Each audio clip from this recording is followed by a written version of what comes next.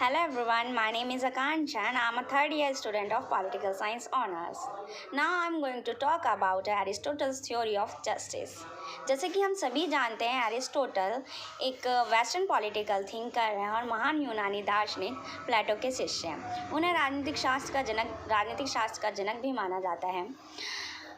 चलो हम उनकी थ्योरी ऑफ जस्टिस को एक फ्लो चार्ट के थ्रू समझने की कोशिश करते हैं। Aristotle's theory of justice. तो अरस्तु ने अपने फेमस ग्रंथ एथिक्स में न्याय पर विस्तार से चर्चा की है। अरस्तु ने प्लेटो की तरह न्याय को स्टेट का इम्पोर्टेंट कैरेक्टरिस्टिक मानते हुए इसका विश्लेषण किया है और न्याय को 2 पार्ट्स में डिवाइड किया है, ठीक है, जिसे पूर्ण न्याय या सामान्य न्याय भी कहा जाता है और सेकेंड है विशेष न्याय, जिसे पर्टिकुलर जस्टिस के नाम से जाना जाता है। अब पूर्ण न्याय के बारे में अरिस्टोटल कहते हैं कि ये केवल एक आइडियल स्टेट में ही पॉसिबल है। क्यों? क्योंकि इसमें सदाचार का पालन करना है और नैतिक गुणों से संपन्न व्यक्ति ही न्यायशील है। नैतिक मानदंडों का पालन करना ही न्याय है।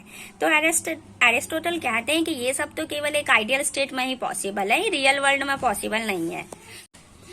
एरिस्टोटल का कहना है कि रियल वर्ल्ड में जो राज्य पाए जाते हैं उनमें ये यूनिवर्सल या कंप्लीट जस्टिस ला पाना संभव नहीं है। इन वास्तविक राज्यों के लिए अरस्तु एक दूसरी प्रकार की संकल्पना प्रस्तुत करते हैं जिसे वह विशेष न्याय सिद्धांत कहते हैं। ठीक है, ये विशेष न्याय सिद्धांत क्या है? पर्टिकुलर जस्टिस क्या है? यह कानूनी अर्थ का न्याय है जिसमें पर्टिकुलर व्यक्ति को उसका उचित भाग मिल जाना ही न्याय माना जाएगा। ठीक है, और इस पर्टिकुलर जस्टिस को भी अरस्तु ने 2 पार्ट्स में डिवाइड किया है।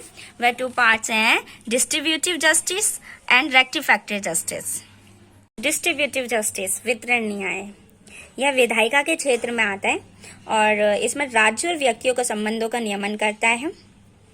इसमें पद, पुरस्कार, धन संपत्ति इत्यादि का वितरण आ जाता है और प्रत्येक व्यक्ति को अपनी योग्यता के अनुसार रेखा गणितीय अनुपात में वितरण। मीन्स रेखा गणितीय अनुपात किसे कहा गया है? मतलब सबको एक समान नहीं मिलेगा, उसको उसकी योग्यता के अनुसार मिलेगा। आदर्श राज्य में सद्गुण को योग्यता का आधार माना जाएगा। ठीक है। सेकेंड है रेक्टिफैक्टरी जस्टिस, परिशोधनात्मक न्याय। इसे सुधारात्मक न्याय के नाम से भी जाना जाता है। यह न्यायपालिका के क्षेत्र में आता है और यह जो है परस्पर लेन देन का नियमन करता है। व्यक्तियों के मध्य पारस्परिक संबंधों का नियमन करता है। अपराधों का दंड निर्धारित करने से यह न्याय संबंधित है। ठीक है, और यह अंक गणितीय अनुपात के आधार पर सबके साथ एक जैसा व्यवहार से संबंधित है। मतलब सेम क्राइम पर सेम दंड की व्यवस्था की जाएगी। जितना बड़ा उनका अपराध होगा उतनी बड़ी उनको सजा दी जाएगी, चाहे उनकी सामाजिक स्थिति कुछ भी हो। ठीक है, इस प्रकार के न्याय का उद्देश्य यह है कि व्यक्तियों के परस्पर लेन देन में दोनों पार्टीज का पलड़ा भारी हो, किसी को हानि ना उठानी पड़े। अपराध के मामले में क्षतिपूर्ति करना मीन्स जिस पक्ष को हानि उठानी पड़ी हो उसे फुल कंसेशन दिया जाए। अब हम ये पूरा एरिस्टोटल्स थ्योरी ऑफ जस्टिस को कंप्लीट कर चुके हैं। तो हमने देखा कि अरस्तु ने जो ये सिद्धांत दिया है उसमें ये यथास्थिति का समर्थन करते हुए दिखाई देते हैं। वह यह प्रयास करते हैं कि यथास्थिति को कायम रखा जाए।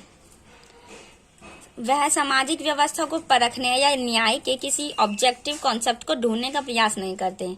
वे चाहते हैं जो चल रहा है वही चलता रहे, जो समझौते बनाए गए हैं वह बने रहें और वो एक बनी बनाई व्यवस्था में कोई परिवर्तन नहीं चाहते। इसलिए अरस्तु को कंजर्वेटिव विचारक भी कहा जाता है।